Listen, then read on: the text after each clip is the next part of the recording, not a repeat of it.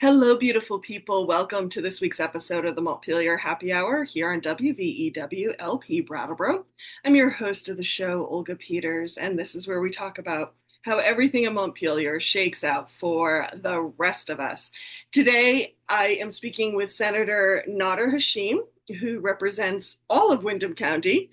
And he has served in this last session, the Senate Committee on Education, as well as chairs the Senate Committee on the Judiciary.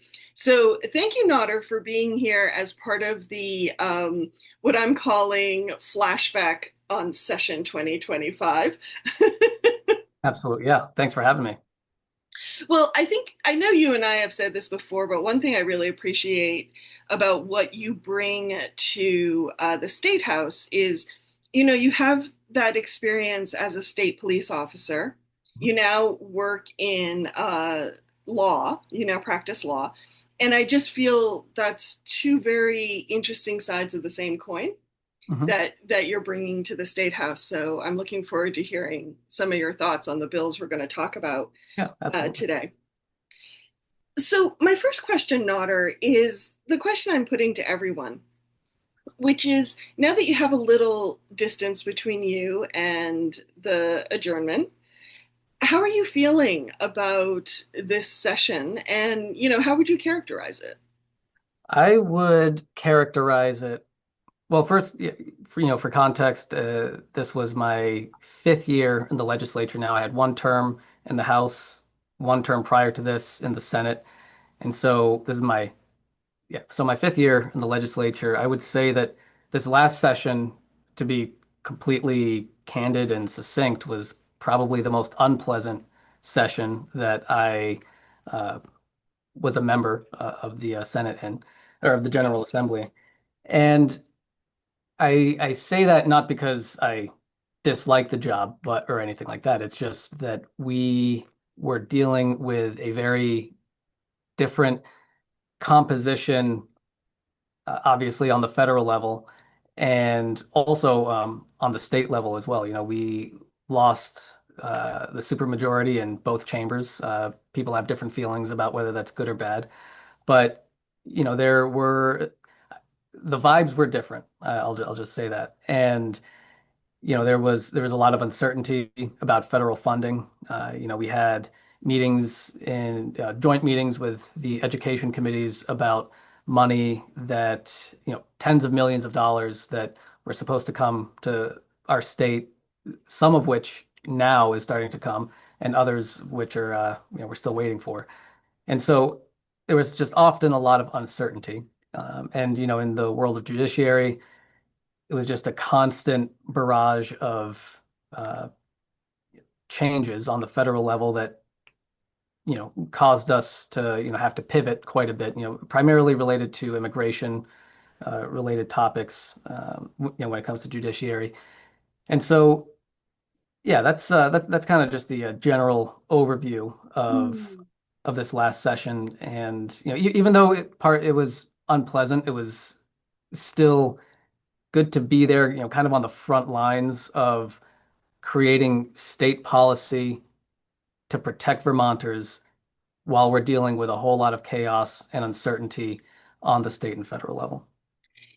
I find, thank you, Nodder, for sharing that. And my follow-up question is a lot of the language you used, things like uncertainty, changes, funding up in the air, is a lot of the same language folks used during the pandemic. Mhm. And so I'm wondering, what is it about this uncertainty and these federal changes that feel harder, or changes in the state house, however you want to characterize it, that feels either harder or different to the pandemic? From my perspective, a lot of it comes from just the legality of what's happening. You Mm, know, the people don't tend to panic until lawyers start panicking. In that terms is of a when we're talking about courts and laws and crime and so on, and the number of conversations I've had with attorneys who are kind of questioning, on a more existential level, what is the point of my job if the laws Mm. don't matter? And as a newer attorney myself, I'm just like, oh boy, is that it's frightening to hear that from somebody who's been a practicing lawyer for 10 or 20 years. And court is where we resolve conflict. And when the rules only apply to some folks, then uh, then it becomes very worrisome. And sorry if you can hear my dogs barking in the background. I guess they have feelings on the issue too. They're picking up the vibes. Yeah, they're picking up the vibes. They're picking up the vibes. Well, the first thing I have to say is I was joking last week with your peers in the State House, Emily, Zahn, and Ian, Hmm. and we were all joking about what needs to be on the T-shirt. And Emily Karras Duncan had referred to the State House as a graduate degree in Uh-huh. Vermont, so Yeah, that was going to be on a T-shirt. But now I think no one panics until the lawyers panic. yeah, Might yeah, have to no, be on a T-shirt. yeah. Um, so thank you for that perspective. I don't know, for someone who's practicing law, as scary as this is, what are you holding on to right now? What am I holding on in what regards? What do you As mean? either a state senator or as a lawyer, whichever part of your life you want to pull from, Oh, okay. Yeah. if things are being shook up that badly, how are you still moving forward with the work that needs to get Yeah. done? I think that taking a step back from the panic and trying to ground yourself and recognizing that, throughout history, there's turbulence and then there's smooth sailing and then there's turbulence again, and it's just, it's a constant back and forth throughout our entire history. And I think that recognizing that eventually there'll be smooth sailing again, hopefully, uh, that's kind of, what I hold on to. And, I try not to let myself get bogged down in the panic and the uncertainty because that just, when you're in that state of mind, your decision making isn't as good. And so, So true. and on top of that, I think about, I mean, my daughter is 15 years old, for example, and I Wow. talked to her about the future, and I talked to her about, just what her plans are, and I remind myself that there's going to be the next generation that will be sitting in these seats, and eventually, you know, things will pan out one way or the other, and that's I don't know if I'm articulating that well, but that's kind of how I, you know, stay grounded and try to think more positively. I think what I'm hearing, if I were to boil it down to another T-shirt, is "This too shall pass." Yes, thank you. Much more well said than the stream of consciousness I just shared with you. Yes, but we're here for the stream of consciousness, so Okay, bravo. good, good. Now, remind me, Nader, was this your first session on the education committee? A second session. Second. So, what was it like working on the big education bill? Because if I remember correctly, it did seem, again, outside looking in, that a lot happened between, with reconciling what was happening with the House's version and what was happening with the Senate's.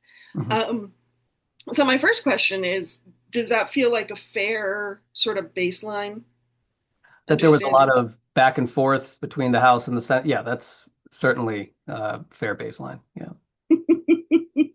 And for you, what was it like going through that process and seeing that bill change and evolve and move in all sorts of directions, it felt like?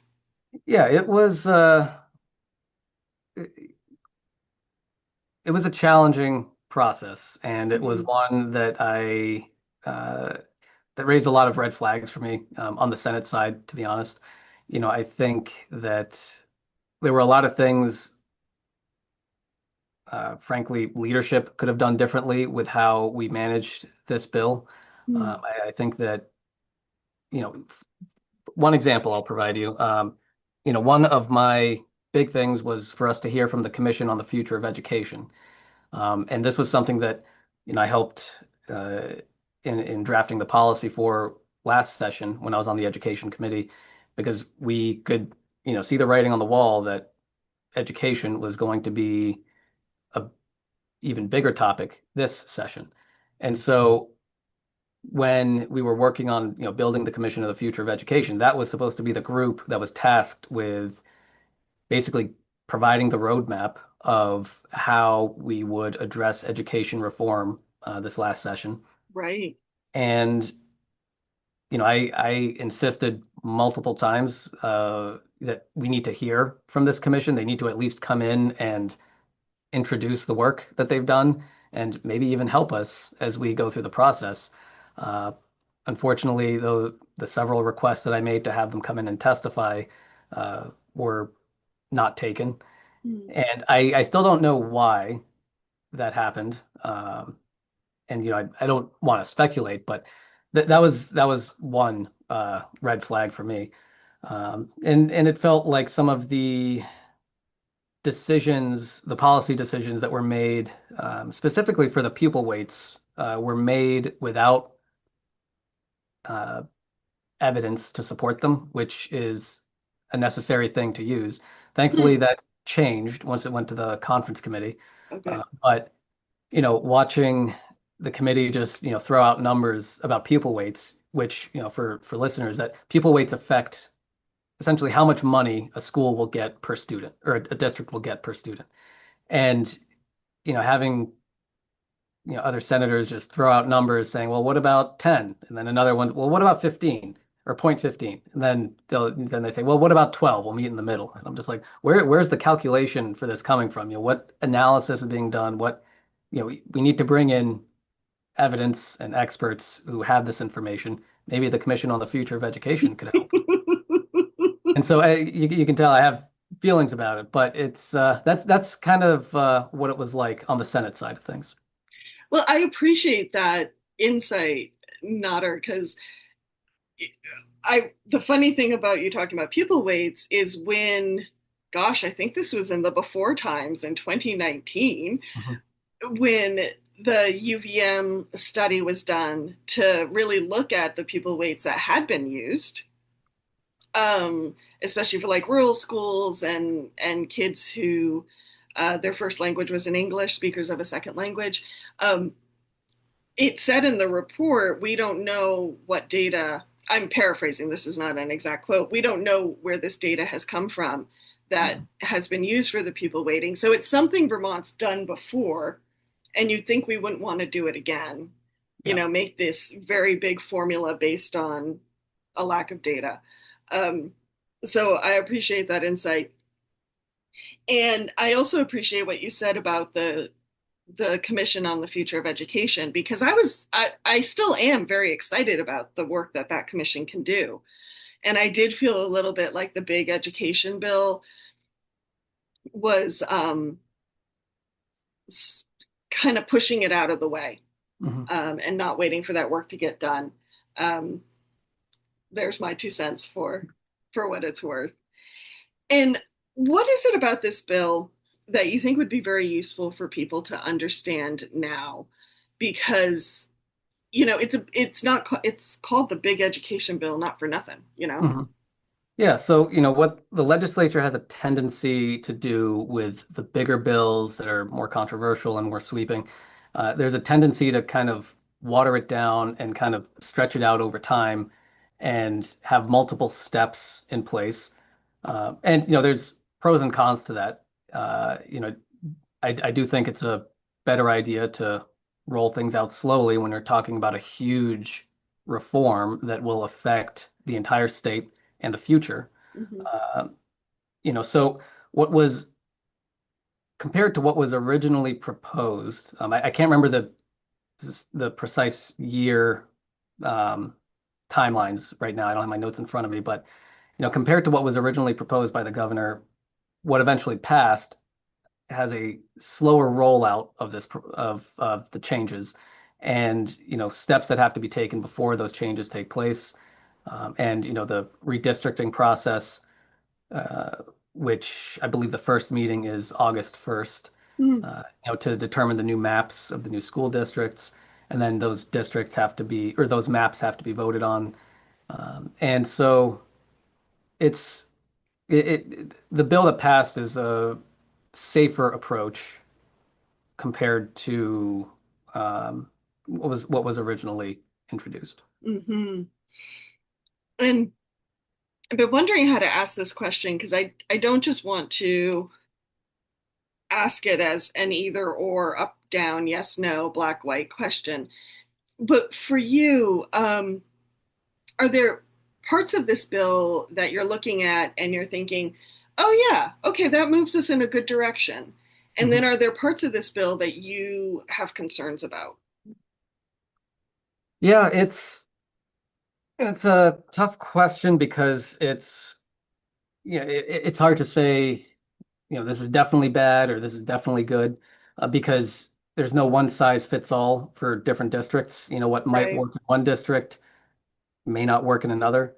Um, there are some districts that, could likely operate better if they're merged with other districts. And there are others that want to maintain their independence and maintain their local voting power. And having that, I know that's important to a lot of Vermonters. I think the biggest piece that I would have concern with is the budgeting. Hmm. I know that local communities really like, as far as I know, they like to handle their own budgets for their schools and their property taxes. Um, and taking 90% of that away and leaving it up to the state, I think is going to bother a lot of folks who want to maintain that independence and that ability to determine their own budget. Um, so yeah, I I think that kind of answers your question. Yeah, well, and I am fully aware that we're talking about something that is in bill form only, Yeah, and the rubber has not met the road yet. yeah. And like you said, we have that rollout. One question I've had, and view my previous comment of rubber not hitting the road yet. One reason we are dealing with some of these education issues and finance issues around education is we just don't have the school population Mhm. that we have had in other generations and at other points in time in Vermont's history. And I'm wondering, given the work we are doing around demographics, trying to attract new families here through like the Grow Grant initiative and that type of thing, if we did grow our population, or even if one school grew its population, is there flexibility in this new system that's trying to ratchet down costs and kind of find some savings? But they're all savings based on smaller populations. If our population was to suddenly grow, could that throw a new spanner in the works? Uh, I I'm not quite sure. I think, I mean, ultimately, I think that having an increased population will be helpful, generally speaking. The more families and students you have, the more of a tax pool that you have to draw from. But how that would work with the new system, you know, I, yeah, I'm not entirely sure if it would necessarily be a negative impact on the system in any way. But there's the world is always full of surprises Mm-hmm. and unexpected outcomes. So The reason I ask that is, one, I'm just always fascinated in how and thank you for not looking at me like, Olga, what the heck? Um, I'm fascinated how systems work, but it also has been floating through my mind because, as folks know, I'm down on the Massachusetts border in my cute little town. And right next door there are two towns, Heath and Rowe. mhm. And when I was in high school, Heath had this massive influx of families. And in many cases, they were families with 5, 6, 13 kids. Wow. And so the school's population, went from this to huge. And I believe at the time, Roe and Heath shared, next door Roe, shared a school.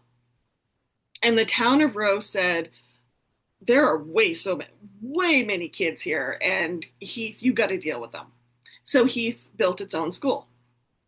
Well, my cousin and I were talking about this the other day, and a few years later, Heath has closed its school because it doesn't have enough children, and the kids are bussed all over. And Roe now doesn't have enough kids because they're Mhm. no longer sharing with Heath. And my cousin's comment was, if Roe just hung on through a few tough years, then the balance may have come back into equilibrium. Mhm. And I know that's not exactly what Vermont's dealing with demographics, but it does make me think about how nimble can systems be to shift with as populations shift and change, and not every generation is the same size. Yeah. You know, um, Yeah. No, I think that's a great point. I mean, I think there, like we were talking about earlier, the school population is down compared to decades ago. And so, there are towns with these larger buildings that are left either unused entirely or just partially used because of the smaller populations. And, this was a conversation, and I think it was nothing more than that. I don't know if any policy came out of it into any bills, but there was this conversation about, what can we use uh, these older buildings that aren't being used for students, can they be retrofitted for housing? And then mhm. if hypothetically the population booms over 5 or 10 years, can they just be, you know, easily retrofitted again to turn it back into a school if necessary? And when you said the word nimble, it reminded me of that conversation. I can't remember if we put that into the school construction bill, perhaps, or maybe the education bill, but there was talk of it, and I just can't recall if we did anything regarding any sort of policy surrounding that. I mean, maybe it was in legislative intent, which isn't the most impactful thing, but yeah. Well, thank you, Nader. Are there key aspects of this bill that you'd like to highlight for folks that maybe have not has not gotten the same attention that other parts of the bill have received?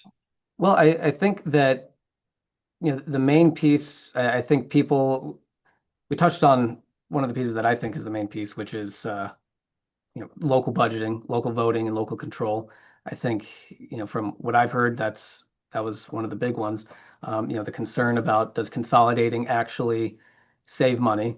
And the question of, are we not peeling back enough layers of the onion and just cutting costs, but not addressing the issue of population enough?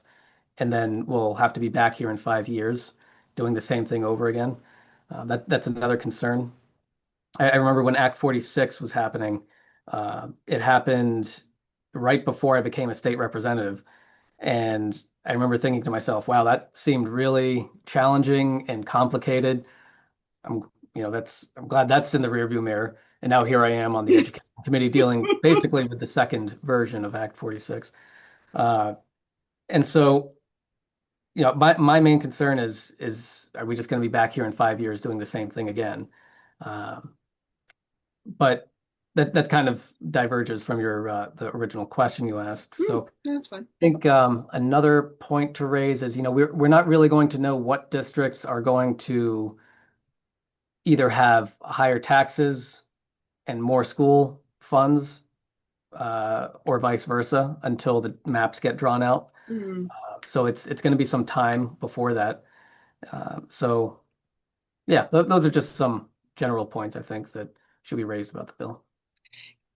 One thing I have felt, and I've said this before on the show, so listeners bear with me. I I feel like we often struggle in this state around control versus state control, Mhm. because the greatest efficiency of scale could probably be found at the state level. And yet we are different towns and different communities. And so, at the community level is probably where a lot of the real better decisions could be made, just because Mhm. we know our communities, or hopefully we do, fingers crossed. How did this bill reconcile that tension between local control and state control, or did it not? Did it ignore it or make it worse? Um, I don't think that it really did reconcile it. You know, it, I know there's a supplemental spending piece that was included, which gives districts a little bit of discretion with some funds. I believe it's 10% and then 5%, and then the rest will be handled by the state. That's the closest reconciliation that I can think of off the top of my head. Okay, thank you. A couple minutes left. What would you like to leave listeners with as far as the education bill or the session 2025? Um, Session 2025, yeah, I think, I mean, frankly, I think we covered quite a bit on both of those topics. So, not sure of much else that can be added. I will say, yeah, actually, yeah, there's one thing I could say is, the amount of communication and outpouring that came from constituents and people from all around the state about the education bill was helpful Mm, and changed the course of the bill. I think we would have had a version that was more similar to the governor's if we did not have such an outpouring of correspondence from people who were concerned about what was happening to education. So, I mean, my what I would leave folks with is, reaching out to your legislators works. It should work, and you may not always get a response. I mean, there were weeks where I was getting 500 emails, in a week, and you know, we're it's we don't have any staff. It's just whenever I'm responding to an email, it's either me at the coffee shop at 6:30 in the morning getting my breakfast, or if I can find 5 minutes in the day. So we may not always be able to respond, but many of us see all those emails, we see the letters, and it helps to stay connected and communicating with your legislators and other parts of government. thank you, Nader. Nader Hashim and I will be back after we hear from some underwriters here on WVEW LP Brattleboro. We'll be talking about some of the bills he worked on in committee that I'm looking forward to hearing how these came to be and how they went forward. So hang tight, folks. We'll be right back. Welcome back to the second half of the Montpelier Happy Hour here on WVEW LP Brattleboro. So glad you can be joining us. And if you just are, I'm Olga Peters, the host and producer of the show, and I'm speaking with Senator Nader Hashim, who represents Windham County and has served on the Senate Committee on Education. And this was his first year chairing the Senate Committee on Judiciaries. Welcome back, Nader. Thank you. And before we dive back into the conversation, a few housekeeping tips or tips and tricks, I guess. Thank you to BCTV for sharing the video version of our show with other media centers around the state. And just a reminder, the views and opinions of the listeners. Oh my gosh, Nader, it is so hot in my house right now. My brain is frying. Okay, let me try this again. Um, Back up. The views and opinions of everyone on the Montpelier Happy Hour belong to the host and the guest and no one else. And I'm going to leave it there before I get myself into more trouble. Um, and I hope all listeners right now are in a cool place. I know Notter's in his basement yep. office, so he's staying nice and cool. And I've got a fan kind of on me, so I'm doing the, model with the hair blowing in the wind thing, but it's hot. Anyway, Notter, let's talk about, before we dive into the bills, I am curious, your first year chairing a committee, Mhm. what was that like? And what were sort of your lessons learned? Yeah, it was an experience, and I mean, I enjoyed it, and I think I tried to approach it as I the committee isn't a place for me to just push through my own agenda. As the chair, you hold a huge amount of power. And, from my perspective as a chair, while you can introduce your own bills and you obviously, as any senator, you can, advocate for your own priorities. You also have the responsibility of facilitating a fair and balanced conversation, really, between senators who have varied opinions. There are two Republicans and three Democrats on the committee. And, Judiciary is the place where we can talk about either the most controversial things like firearm regulations, reproductive rights, uh, drugs, or jail, or we can talk about some of the most uh, some of the less interesting things to non-attorneys like trusts and estates, family court, things like that. And so, there's not a lot of in between, but I think, the experience I had, it was a good year. It's even though, for example, we spoke a lot about immigration, which, you know, things got a little tense, but, nobody was running out of the room, yelling at each other or anything like that. There are other committees where people were yelling. Oh But no. yeah, so we were able to keep things relatively calm and collected. And one thing I also reminded myself of is that one responsibility, it it's not required that necessarily every single vote on a bill be unanimous, but it is my responsibility to make sure that everybody has their voice heard and has a equal opportunity to share what their thoughts are, or get witnesses in that they want to hear from, or even propose different ideas or amendments to bills that I may not necessarily agree with. Um, and so that's kind of the approach that I took, and knock on wood, it'll work next year as well. Good luck. Thank you. It seems like a really interesting session to be getting your feet under you as a new chair. Indeed, indeed. Yeah. Well, let's talk about three bills. The first one I'd like to start with is H98, Mhm. which if you go to the state website, listeners, vermont.gov, you can look it up. It passed in May. The governor signed it, and so it's also known as Act 31, and it deals with adoptions and standby guardianship.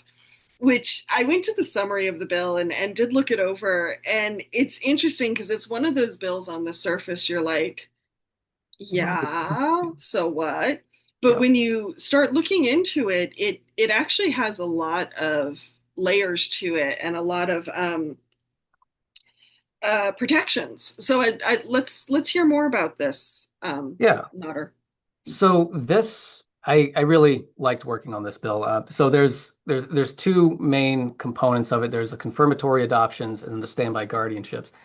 The And what are confirmatory, okay? Thank you. so the confirmatory adoptions are, it's a legal concept that's happening in, I think, 8 or 9 other states right now. It's essentially an expedited way of getting a court decree uh, about parentage, but through adoption. And why this is useful. So, a lot of families who, the parents might be in the LGBTQ community, and if they use in vitro fertilization, there might be one parent who doesn't have a DNA connection with the child. And if that family decides to, for whatever reason, move to another state where uh, this type of parentage isn't acknowledged or legal, or they could face more um, legal ramifications as a result. Having an adoption decree is something that has to be acknowledged by all other jurisdictions, and that's because of the 14th Amendment and comity. Hmm. Uh, and so, you know, so what one example, there was a divorce that happened in Oklahoma, where there was in vitro fertilization. One of the parents didn't have a genetic connection to the child, and that parent without the connection was stripped of all their parental rights. So they couldn't contest um, visitation or anything like that because now because of the divorce, that person was just not a parent at all in the eyes Wow. of the Oklahoma court. And in other ways, this could impact people is trying to make decisions about schools, or really just any decision about your child Mhm. that you were there for, through the process, the in vitro fertilization process, and starting a family. And so having that adoption decree would have to be acknowledged by other courts. And so in a nutshell, it creates protections for those families if they're in other jurisdictions, and they have children.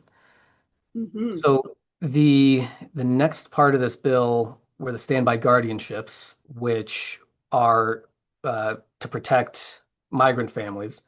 Um, and these standby, well, this is one of the harder parts of being in state government when your federal government is a little unhinged. There are only a finite number of things that we as a state government can do in response to the federal government because of the supremacy clause. Right. And so it's very challenging well, not challenging, it's almost heartbreaking when I get requests, totally reasonable requests from constituents about, wanting to do more about the federal government. And there's only a certain number of things that we can legally do. Um, and I spend a lot of time trying to figure out what is every single thing that we can do that will protect people against some of the policies that we're seeing coming from Washington, D.C. But anyways, that was kind of a tangent. So back to the standby guardianships. One thing that we can do is allow migrant families to identify a guardian that their child can go with in the event that the family is subject to an adverse immigration proceeding. Because Mhm. without this law, uh, children whose parents were migrants and whose parents were getting deported, those children would have to go into the custody of DCF. Mhm. So now, instead, a family can designate a standby guardian to take custody of that child, a family member or a close friend. Uh, and, there is a screening process that they have to go through in the court. It can't just be a random person who doesn't have the child's interests at heart. Um, and so and the reason it's called a standby guardianship is, in today's day and age, there are, a lot of these families are getting swept up and communication with them is very hard. Locating where they're being detained is very hard. And, getting contact to a translator or an attorney is also very hard. And so if they are subject to an adverse immigration proceeding, that child can go with the standby with the standby guardian without having to take any additional steps because they were taken before uh, the adverse immigration proceeding. So, So to be clear, it sounds like this standby guardianship needs to be in place yeah, before any immigration actions.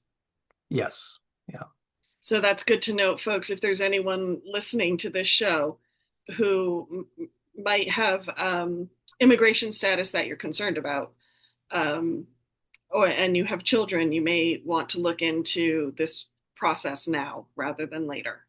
yeah. Um, and how long does this process take? I was Back of just the looking envelope. that up. Within 14 days. Oh, okay. Yeah. So as far as state government goes, that's pretty quick. Yeah, yeah. So yeah, especially as far as our courts go, very quick. And yeah, 14 days. And it's a fairly straightforward process. Um, yeah. And where can It's people find more information on it? Do you happen to know? where can they find more information on it? I'm not sure off the top of my head. Okay. I haven't. Yeah, I'm not sure off the top of my head. usually our courts are pretty good at creating standardized forms for people. And so I would first start with the judiciary page, family division, and just looking for the standard forms. And there should be one that just says, standby guardianship. I'm trying to see if I can look it up real quick. Uh, While you're doing that, yeah, and I will see if I can find it too. And if I do, I will link to it in the show notes. Yep, I found it. Well done. Here. Do you want the link for it? Yeah, Uh, if you would send me the link, that would be great. I'll put it in the show notes. In the meantime, it sounds like it is on the Judiciary page. yep. I can put the link in the chat right now if Thank you. that's helpful. Real time, folks, getting Yeah, information in real time. yeah. There we go. And it's on the vermont.judiciary.org page. So thank you, Nader. Yeah. And how about the I'm going to say it wrong, Oh, confirmatory adoptions. confirmatory. Thank you. That's one of those words that doesn't look like it sounds like to Yeah. me on the page. How long does this process take? Any thoughts, any ideas? One moment. Just so what I thought you were going to ask was where is this located? That's So good. That's good information too.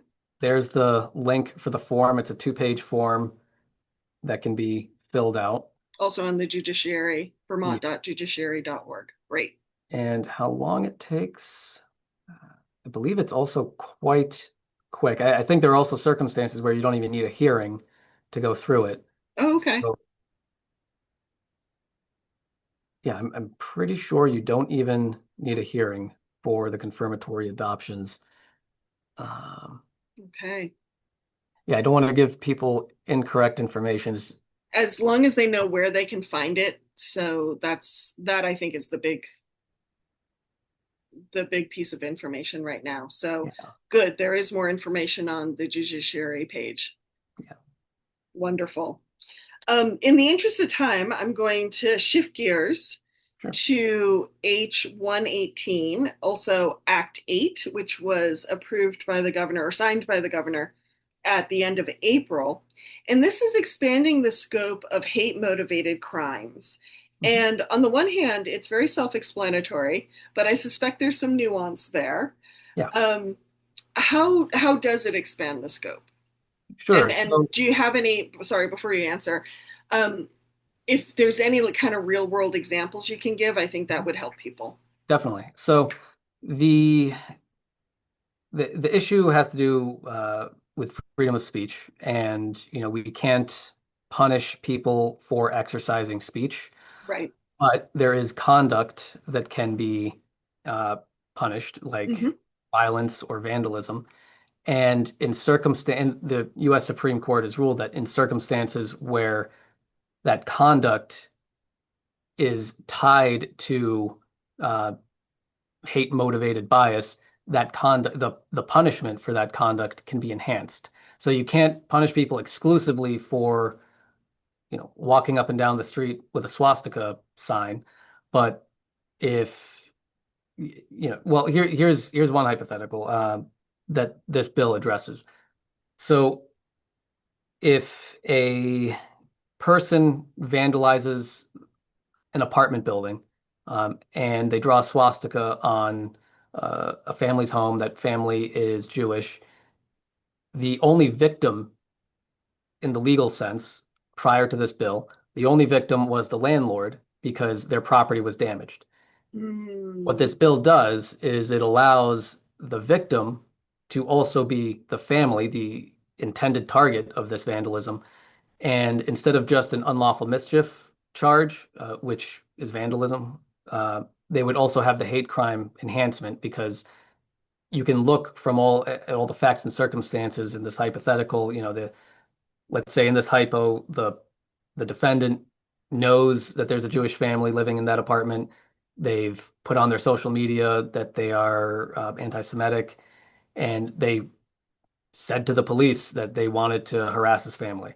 Uh, you can draw from that he had that they had the intention of uh, using this hate speech in their conduct, and so you can enhance that offense now that this law has passed. Hmm. Previously, it wouldn't have gone that way. So that's what the bill changes. It was a long time issue that I think this was the way to address it. Okay, thank you. And yeah, I think we should remind folks that the First Amendment covers a lot, but it does not cover conduct. Mhm.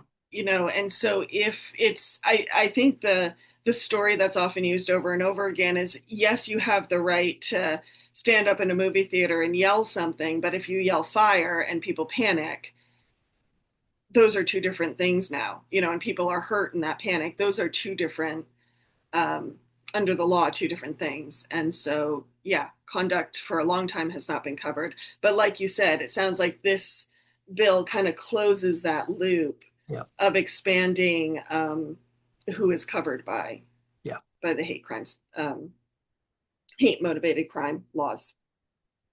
Anything you want to add to that before we move on? No, it was a pretty straightforward bill. The idea first came from the Attorney General's office, and I It spoke has. with him in the summer before the session.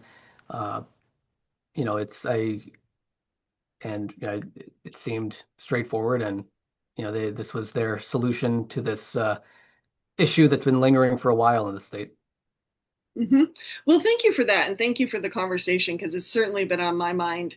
Um, the First Amendment, of course, is extremely important to me given my job, Mhm. but I am often sit back and I watch the number of people who sort of manipulate it, if you know what I mean.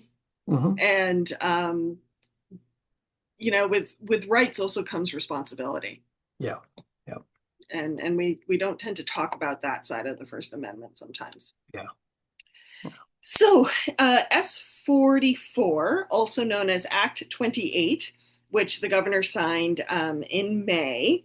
And sounds like it's also something that the federal government may have pushed us to clarify. Mhm. And this is closing a loophole for when local law enforcement can work with the federal government, particularly around immigration. Was that a fair summary, Nada? Uh, yeah, just one minor clarification is Mm-hmm. it's now it's not originally it was just law enforcement, but now it is all agencies. Oh. And so what our concern was that the sort of loophole that previously existed was that if the federal government declares a national state of emergency, whether it's warranted or not, they can circumvent state government and go directly to state agencies and town agencies and say, hey, if we give you X amount of money, will you help us? Will you let us use your police officers to go find migrant families in your town? Or will you share your tax database with us directly, or your health care information about people who come to your hospital? Uh, and that in order for so the loophole that's the loophole that we close. Mm-hmm. Now, in the event that an emergency is declared, the federal government would have to come to us first because towns and other agencies, whether it's law enforcement or a hospital or Department of Human Services, they would have to get approval from the executive branch in consultation with the Attorney General before entering any sort of agreement with the federal government. Uh, and so that's what that bill does. Mm-hmm. So I just want to say this back to you to make sure I heard it correctly. So we've had on the books something similar that said law enforcement needed to get, basically in very stripped down terms, needed to get the administrative branch or the governor's permission before working with the federal government. Yeah. And now the legislature has expanded that any agency, municipal, state, local, In a needs state to of get emergency. in a state of emergency. Yes. Yeah. Okay, needs to get that permission. Now, what if it's not a state of emergency? So that one is a bit more complicated because, then we're talking about, does the Department of Human Services need to get permission before they apply for a grant? Oh, Or gotcha. does a town need to get permission from the state government before they apply for disaster relief funds? Uh, Things like that. So that kind of branches out into its own beast. But, given the nature of our current federal government, uh, I wouldn't put it past them in circumstances to invoke a state of emergency, an unwarranted one, in Mm-hmm. order to exercise more power. Mm-hmm. And in the event that that happens, we want to make sure that our agencies are not being manipulated or exploited for their data or any other information that can be used in those circumstances. Okay. Thank you. We have just about 5 minutes left. Is there anything else on these three bills you wanted to bring up before I ask my next question? Um, no, I think those were all pretty straightforward.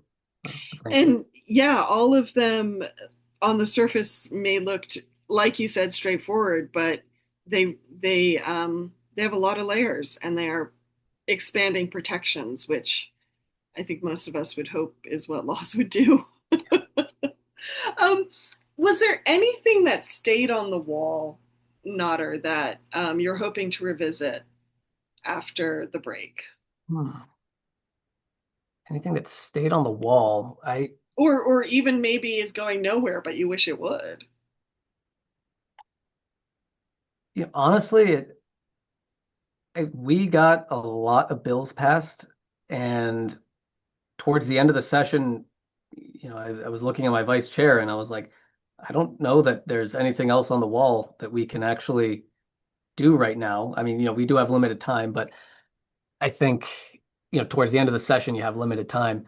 But, even then, I think we were both just kind of like, no, I think, yeah, we passed a lot of bills, Hmm.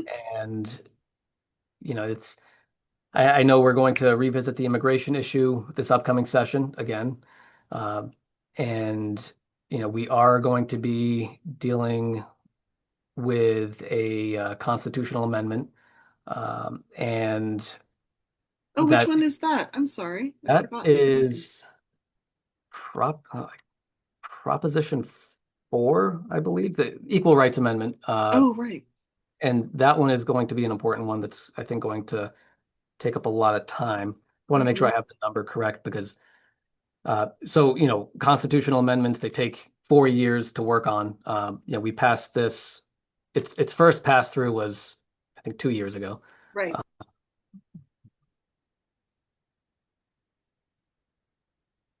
yeah, Proposition 4. And has it gone to a statewide vote yet? No, so that'll be after this session. Okay. So in my first biennium as a senator, when I was the vice chair of Judiciary, I worked on that proposition. I was one of the lead sponsors and presented it on the floor of the Senate. And one of my proudest moments was getting a unanimous yes vote on that proposition. And so now we're in phase two of Prop 4. And so it'll go through another vote. Um, and then in the next election, it will go to a statewide vote. Okay. So, yeah, listeners, just as a reminder, that's the thing about constitutional amendments. It's great that they take so long because they do have such an impact. I mean, they literally are amending our Constitution. However, because they take so long, it's easy to be like, now, which one was that again? Wait, didn't we pass that already? Wait, what? So, thank you for reminding us of that, Nodder. Yeah, absolutely. Um, what would you like to leave listeners with before you head back to your real life? I would say, you know, to try to not let cynicism about the world and our federal government drag you down too much. I mean, Mm. to be totally candid, I've been guilty of it where, there are days where I'm just like, what are we doing? If, because it feels like everything's on fire. Yeah. But there's always going to be a tomorrow, and there's always work to do to make sure that the tomorrow is better than yesterday. So we just have to keep pushing along and make it through to the other side. Uh, Thank you. Yes, I've been calling that life after the dumpster fire. We Yeah, want yeah, there to be life after the dumpster fire, so how are we preparing for that? exactly.